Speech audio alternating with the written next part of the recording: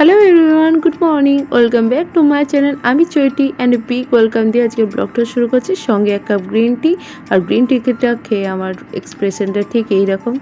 চাটা খেয়ে আমি চলে গেলাম স্নানের পর আমি ইউজ করে নিলাম সিরাম। যখন আমি স্নানে গেছিলাম আমার একটি পার্সেল এসেছিল, মা রিসিভ করেছিল, সেটাই তোমাদের সঙ্গে শেয়ার করছি। স্নানের পর আমি এক কাপ গ্রিন টি খাই, তো নয়তো আমার মাথা ধরে যায়। তো আমি একটি অর্ডার দিয়েছিলাম স্ট্রেট প্যান্ট, সেটাই রিসিভ করেছি।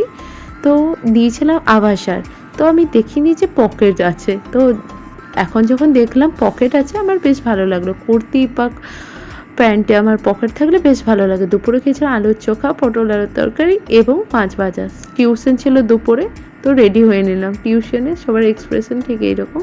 বাড়ি ফিরে এসে ফ্রেশ হলাম আর বানিয়েছিলাম এই ড্রিঙ্কসটা খুবই কার্যকরী।